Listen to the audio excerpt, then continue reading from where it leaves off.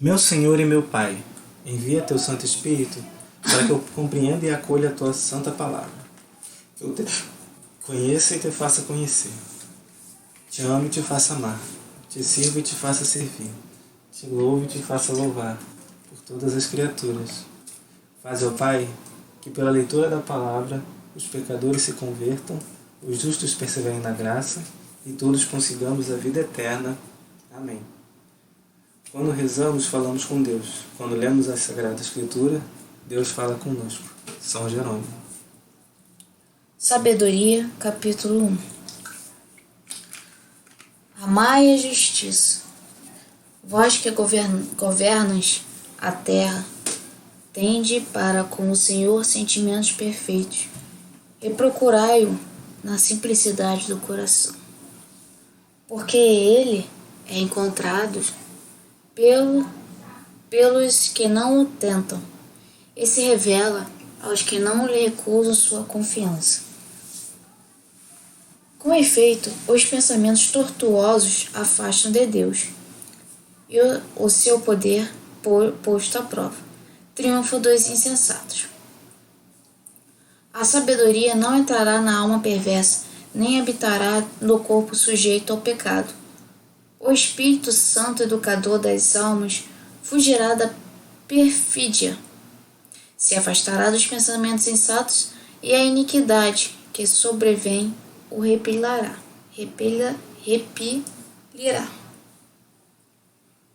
Sim, a sabedoria é um espírito que ama os homens, mas não deixará sem castigo o blasfemador pelo crime dos seus lábios, porque Deus lhe sonda os rins, penetra até o fundo de seu coração e ouve as suas palavras.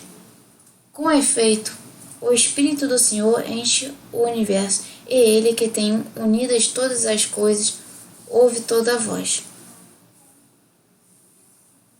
Aquele que profere uma linguagem iníqua não pode fugir dele, e a justiça vingadora não o deixará escapar, pois os próprios desígnios do ímpio serão cuidadosamente examinados.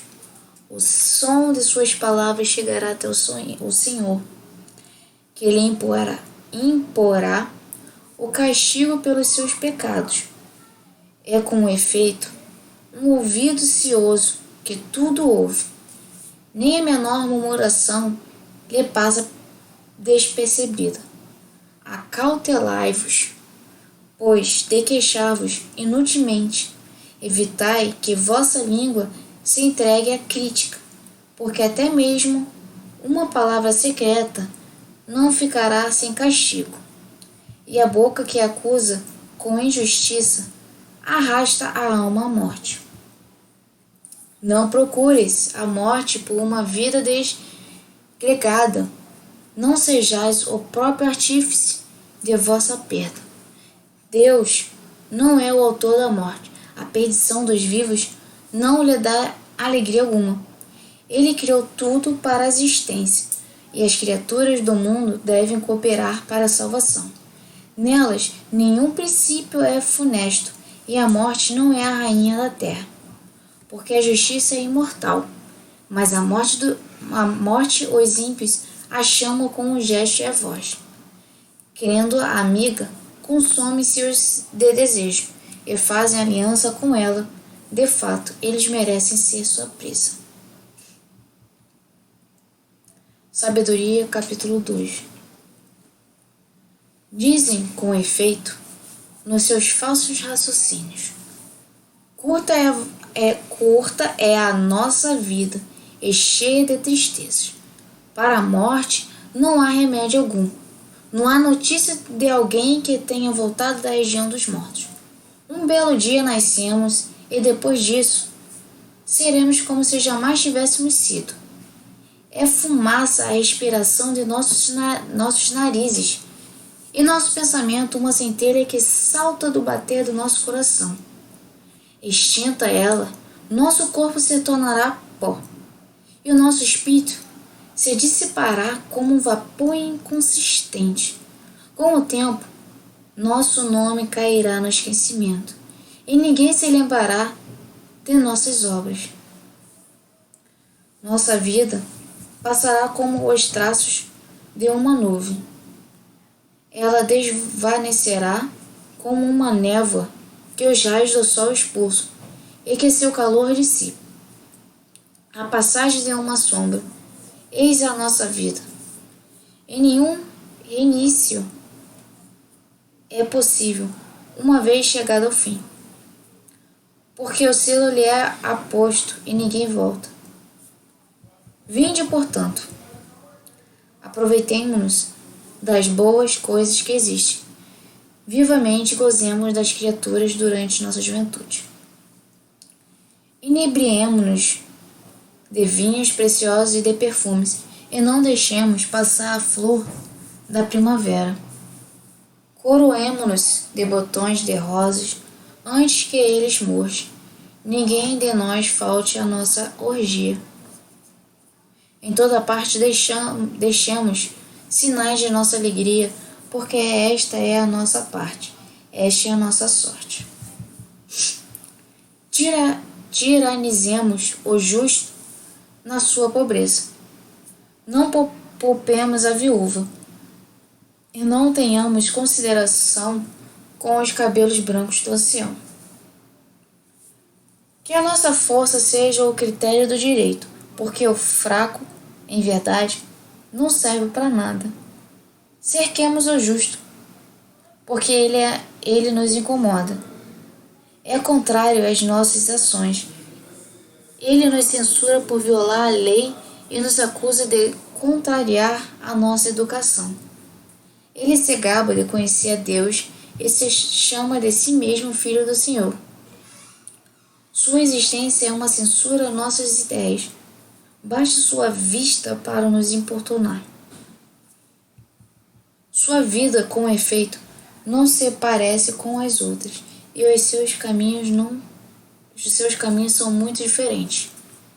Ele nos tem por uma moeda de mau quilate, e afasta-se de nossos caminhos como de manchas.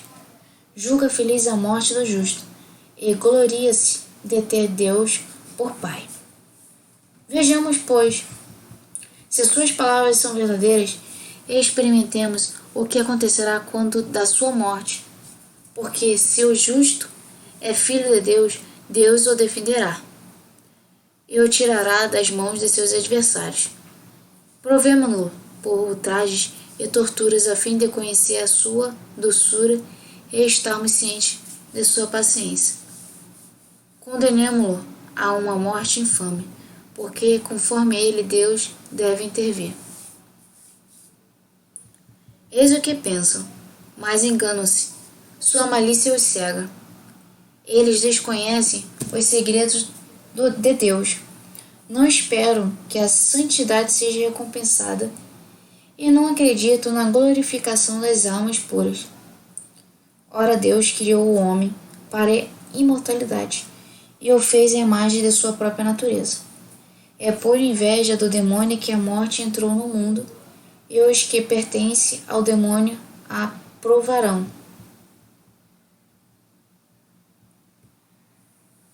Sabedoria, capítulo 3. Mas as almas dos justos estão na mão de Deus, e nenhum tormento os tocará. Aparentemente, estão mortos aos olhos dos insensatos. Seu desenlace é julgado como uma desgraça, e sua morte como uma destruição, quando na verdade estão na paz. Se aos olhos dos homens suportaram uma correção, a esperança deles era portadora de imortalidade. E por terem sofrido um pouco, receberão grandes bens, porque Deus, que os provou, achou-os digno de si. Ele os provou como ouro na fornalha, e os acolheu como holocausto. No dia de sua visita, eles se reanimarão e correrão como centelhas na palha. Eles julgarão as nações e dominarão os povos, e o Senhor reinará sobre eles para sempre. Os que põem sua confiança nele compreenderão a verdade, e os que são fiéis habitarão com ele no amor, porque seus eleitos são dignos de favor e misericórdia. Mas os ímpios terão o castigo que merecem seus pensamentos, uma vez que desprezaram o justo e se separam do Senhor. É desgraçado aquele que rejeita a sabedoria e disciplina. A esperança deles é vã, seus sofrimentos sem proveito, e as obras deles inúteis. Suas mulheres são insensatas, e seus filhos malvados. A raça deles é maldita. Feliz a mulher estéril, mais pura de toda mancha, a que não manchou seu leito conjugal. Ela carregará seu fruto no dia da retribuição das almas. Feliz o eunuco cuja mão não cometeu mal, que não concebeu iniquidade contra o Senhor, porque ele receberá pela sua fidelidade uma graça superior, e no templo do Senhor uma parte muito honrosa, porque é esplêndido o fruto de bons trabalhos, e a raiz da sabedoria é sempre fértil. Quanto aos filhos dos adúlteros, a nada chegarão, e a raça que descende do pecado será aniquilada. Ainda que vivam muito tempo, serão tidos por nada. Finalmente sua velhice será sem honra. Caso morram cedo, não terão esperança alguma, e no dia do julgamento não encontrarão nenhuma piedade, porque é lamentável o fim de uma raça injusta.